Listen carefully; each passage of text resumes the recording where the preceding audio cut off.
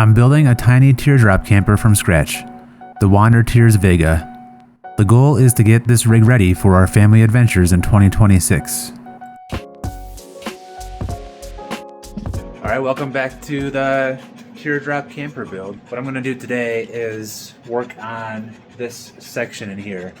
So inside of here is going to be some of my electronics for the back. So the switches for the overhead lights that are going to be in the hatch.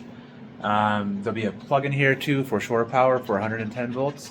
And then through here on the inside, there's also going to be another plug going out that way and a USB thing. So what I'm going to do is use my mill to mill out some plastic to fit into this place and have holes in it for the switches and for the USB and stuff. And no, there's not a train in my garage, it's my dog. He was out chasing his ball. So I have a couple of things I'm going to use. I found this 3-port USB switched and voltmeter thing, plus a 12-volt cigarette lighter style socket. That'll be on the inside, as well as a 110-volt power adapter too. And for the galley side, I have a 4-place USB thing that has a different voltmeter in it. I bought these first, but this one would not fit on the inside with 110 volt too. So that'll go into the galley as well as these other pieces. I have a dimmer switch, and I'm going to use this one for the galley lights. I have a regular on-off switch too, and this one will be to control I'm going to do underlighting around. And the other thing I'll have here too is 110 volt. So all of this here is going to go into this hole right here. So what I'm going to do is use CAD to model what I want to make and some cutouts and holes for the screws and stuff like that. And then I'll use my CNC router to cut out those pieces. Well, I'm not really a CAD expert. I know enough to do things. This is the opening for that 4-place USB voltage meter switch thing. I think I've got this figured out pretty good. So next what I'm going to do is generate the toolpaths to make this. Right, so I've got my toolpaths created now for these different parts. And this toolpath ends up looking like this. It's these green lines that are going through here. All right, I've got my mill set up. I've got a sample piece put in here. And what I did is I just stuck some double-sided tape underneath this.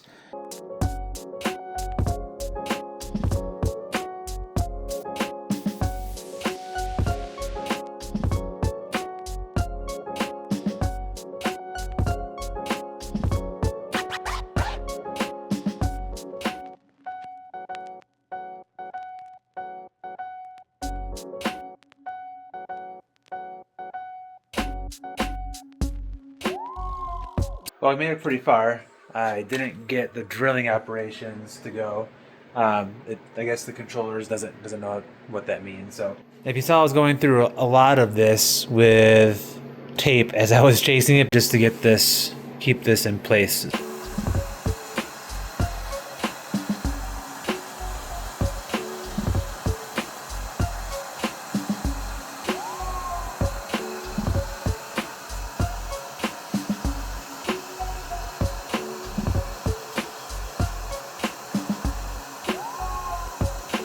My controller does not support drilling, the G83s and I forget what they are, but there's an option in FreeCAD to translate the drill commands into G0s and G1s. Let's see if all my pieces fit into this now.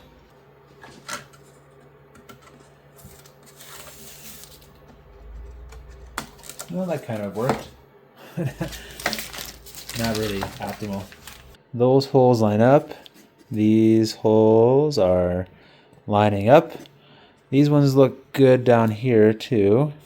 This one's a little tight, but that's not bad. I think that'll work. A few little changes and then the order of operations of how I'm going to do things. I'll cut this piece out last. And my plastic is actually, it's right there.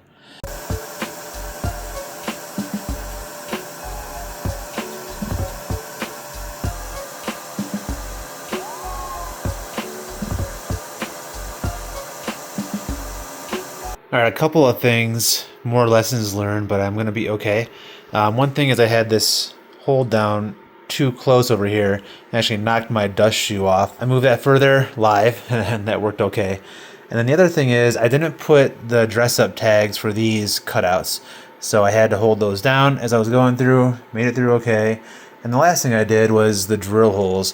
When I did the CAD, I selected the top of these holes, not the bottom of the hole, so it only drilled to the top of these. So I redid the cam for that to go all the way down, and I'm just going to re-drill them before I take this thing out of the holders. All right, that worked well. And I guess the other thing I probably want to do while I have this in here is make 4 holes in each of these corners to mount that to the camper. That came out really nice. I went ahead and put my 4 corner holes in, and I could have gone a little bit deeper because it goes 1/4 inch and it's like right at the base, but when I get the screws in, it just kind of pokes through that little bit there. So that'll be the dimmer switch for the overhead lights. These are the other parts along with this. So we've got our 110 right there, and this switch, which I don't know where those screws are.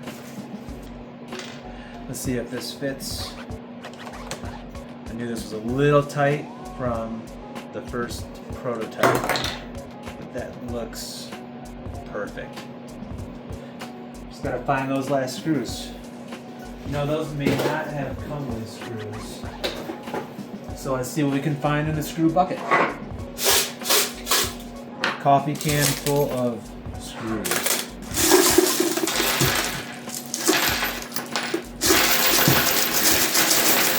This might be a good option. Yeah. I want to see which way up is for this switch, because I want on to be up. So if I just go to continuity tester, it'll beep. So let's see, is this way on? Yep.